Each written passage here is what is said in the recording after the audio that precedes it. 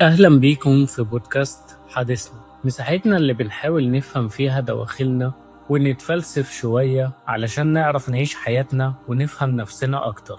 في الحلقات اللي فاتت اتكلمنا عن قيمة الانتظار، في حلقة الصبر، وإزاي تلاقي نفسك في المكان التالت، وإزاي تبدأ صح في نظرية أنا لسه مبدأتش. بس تخيل معايا إيه اللي بيحصل لما تنجح في كل ده؟ ايه اللي بيحصل لما بتتعب وبتوصل فعلا للمكان اللي كنت بتحلم بيه؟ المفاجأة الغريبة اللي بيكتشفها كل الناجحين إن بدل ما بيحسوا بالفرحة والرضا بيحسوا بالخوف، والخوف إنهم ما يكونوش جامدين كفاية بجد، خوف إن الناس كلها تكتشف إنهم مجرد نصابين أو محتالين وصلوا بالصدفة أو الحظ. موضوعنا النهاردة هو متلازمة المحتال، الظاهرة النفسية اللي بتحول أعظم إنجازاتك لمصدر قلق دايم.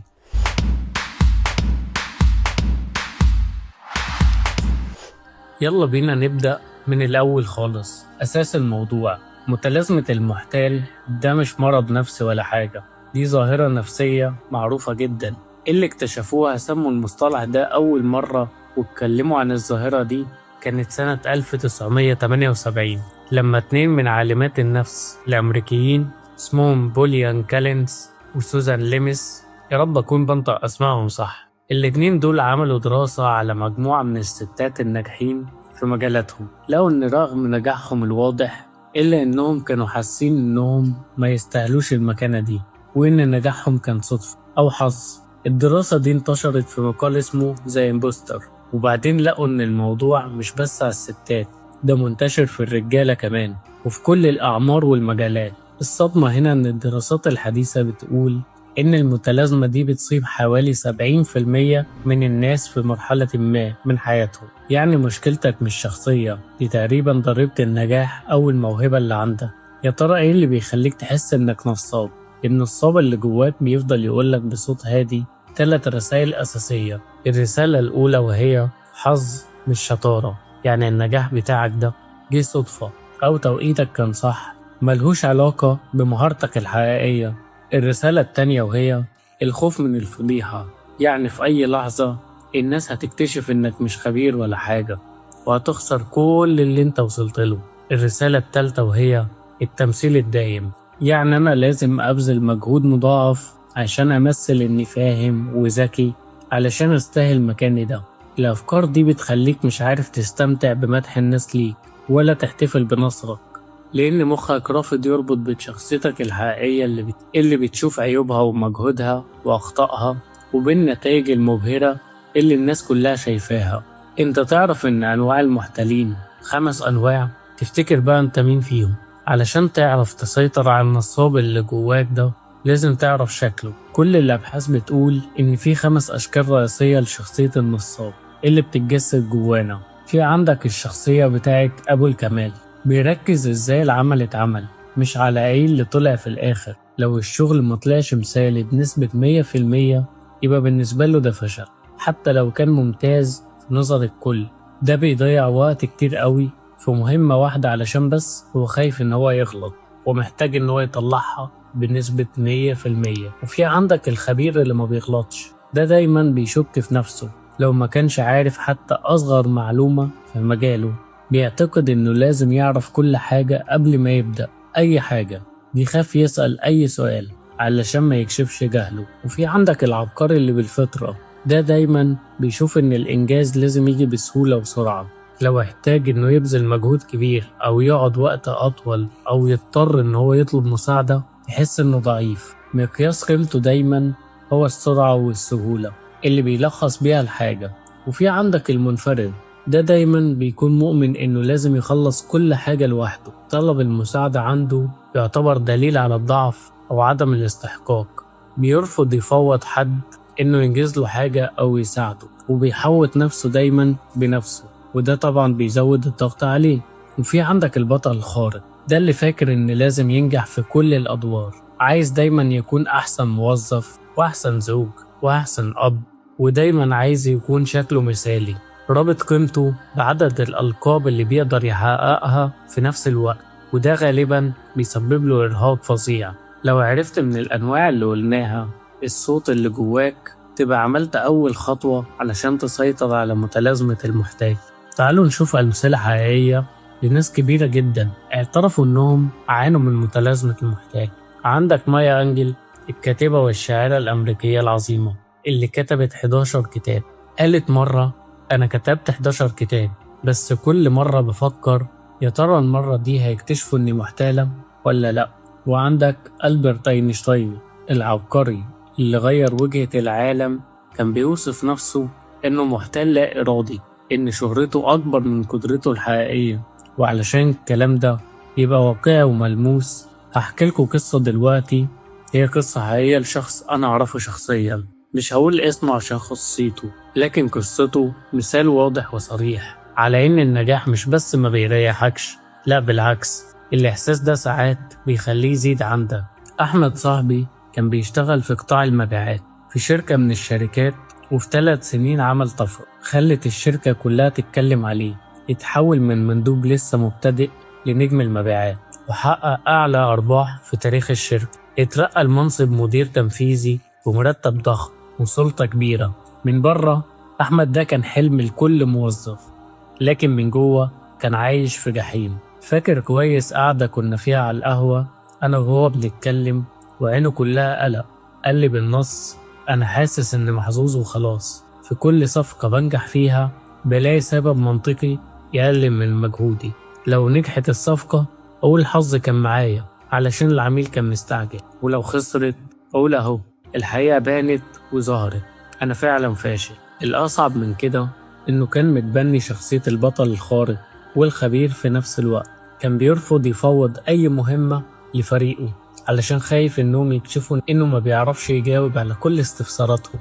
كان بيرفض ياخد أجازات ويقضي ساعات طويلة قوي في المكتب علشان يراجع شغل الناس اللي حواليه، حتى الحاجات التافهة اللي ما كانتش محتاجة تدخله. تخيل إنه كان بينام 3 أو 4 ساعات بس، والسبب مش إنه بيحب الشغل، لأ، السبب هو خوفه من الفضيحة. كان دايما بيحس إن في كل اجتماع أو عرض هو اختبار مصيري.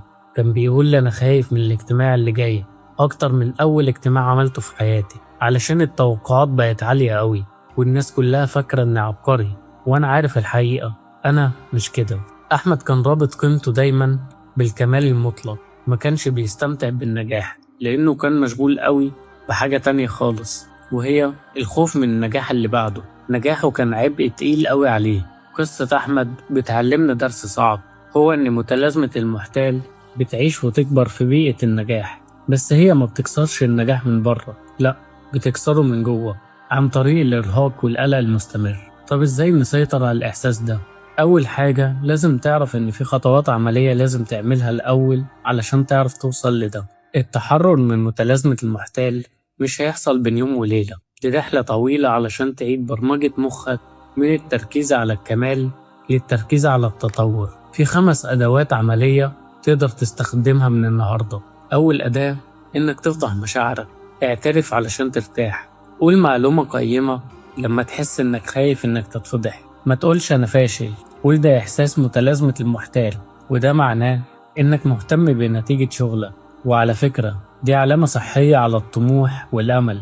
مجرد إنك تسمي الإحساس ده بيحطه في الإطار الصح كظاهرة مش حاجة حقيقية.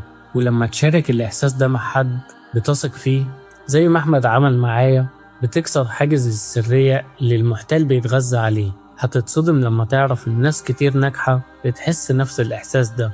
تاني أداة: سجل الإنجازات. اعمل ملف سجل فيه نجاحاتك، اعتبره إثبات للبراءة إن الصبر اللي جواك بيشتغل بالمشاعر مش بالحقيقة. لازم تواجهه بأدلة مادية علشان ما يعرفش ينكرها. اعمل ملف، ممكن نوتس على تليفونك وسميه ملف الأدلة. سجل فيه أي إيميل أو رسالة مدح من مديرك أو عميلك، كل النجاحات اللي حققتها حتى ولو كانت صغيرة، المهارات الصعبة اللي اتعلمتها. لما تسمع صوت المحتال اللي جواك ما تجادلش معاه، افتح الملف وقول له: أنا مش بتكلم معاك في الإحساس، بس دي الحقيقة اللي ما بتكدبش ومش هتقدر تنكرها. تالت أداة: إنك تتقبل إنك تكون طالب. حرر نفسك من فكرة إن أنت الخبير، شيل من على كتافك حمل أنا لازم أكون الخبير اللي فاهم في كل حاجة. النجاح الحقيقي هو في عقلية الطالب الدايم اللي بيتعلم طول الوقت، خلي شعارك دايما أنا معرفش بس أنا هتعلم، وحاول دايما اسأل الأسئلة بوضوح. إيه رأيك في ده؟ ممكن تشرح لي النقطة دي تاني؟ اعتبر أخطائك دروس مش فشل شخصي. لو أحمد كان يتقبل إنه ما يعرفش كل حاجة في فريقه ما كانش ضيع طاقته في الإشراف على كل التفاصيل. رابع أداة، قاعدة 20-80. التركيز أهم من الكمالية. قانون باريتو 20/80 بيقول إن 80% من النتائج بتيجي من 20% من المجهود. بتوع الكمالية بيركزوا على 20% اللي فاضلة، وده بيزود الإرهاق وما بيضيفش قيمة حقيقية. ركز إنك توصل لمستوى ممتاز وكويس كفاية، مش لازم توصل لمستوى مثالي. اسأل نفسك إيه 20% من الشغل اللي هيحقق 80% من النتيجة المطلوبة. وقف عند النقطة دي ووفر طاقتك للمهمة اللي جاية. خامس أداة هو إنك تعيد تعريف الاستحقاق. أنت مش بتستاهل النجاح علشان أنت عبقري، لأ، أنت بتستاهله عشان أنت شخص اشتغل بضمير، علشان بيحقق نتيجة كويسة. وتعلم من الطريق اللي مشيه. غير الكلام اللي بتقول لنفسك. ما تقولش يا رب محدش يكشف إن أنا مش كويس، بالعكس قول يا رب أنا تعبت واجتهدت، والنتيجة دي هي مكافأة مستحقة لجهدي وتعبي وتعليمي. وافتكر دايما إن ربنا سبحانه وتعالى ما بيحملش حد فوق طاقته. قال تعالى: لا يكلف الله نفسا إلا وسعها. لو ربنا حطك في مكانه أو ادالك فرصة يبقى أنت تستاهلها بفضله. النجاح مش صدفة، والفشل مش نهاية العالم. كلنا بنتعلم وكلنا بنغلط. المهم إن احنا نفضل ماشيين ومصدقين في قدراتنا اللي ربنا اداهالنا. انت مش نصاب. بص يا صديقي، متلازمة المحتال دي ظاهرة غريبة، هي بتخليك تتخيل انك الوحيد اللي وصلت للمكان ده بالغلط، وان الناس كلها حواليك هم العباقرة الحقيقيين. الحقيقة ان كل شخص ناجح بيعيش تقريبا نفس الصراع، وكل شخص ناجح بيشك في نفسه ساعات. الفرق الوحيد بين اللي بيستسلم للإحساس ده واللي بيبعده هو قدرتك على الاعتراف بمجهوده وتعلمه بدل ما يجري ورا الكمال. إنك بتشك في نفسك ده في حد ذاته دليل على وعيك الذاتي والعالي ورغبتك إنك تفضل تتطور. يعني هل المحتال ده هيحسسك بالخوف؟ أكيد طبعا، بس ما تخليش الإحساس ده يوقفك. لازم تبقى عارف إنك موصلتش هنا بالصدفة، إنت هنا بسبب الوقت اللي قضيته والمهارات اللي اكتسبتها والأخطاء اللي اتعلمت منها. افتكر دايما انت مش محتال، انت انسان طموح وصلت للنجاح بالعافية. احتفل بانتصاراتك وتقبل انسانيتك، وسيب الصوت المحتال الداخلي ده يهدى لوحده. تقريبا كده انا حكيت وشرحت كل حاجة. يا ريت تكون اتعلمت واستفدت، لان وانا بحضر الحلقة دي وبكتبها استفدت وتعلمت حاجات كتير قوي، وحبيت اوصل لكم المعلومة بشكل بسيط. في النهاية أحب أشكركم إنكم شاركتونا في حديثنا النهاردة. ما تنسوش تشتركوا في القناة وتفعلوا زر الجرس علشان يوصل لكم كل جديد. ولو عندكم أي تجربة شخصية أو عايزين تحكوا حاجة اكتبوا في التعليقات، وأنا بقرأ كل الكومنتات عامة. نتقابل في الحلقة الجاية، ولحد وقتها عيش بوعي وافتكر إنك تستاهل كل اللي وصلت له. أشوفكم على خير. سلام.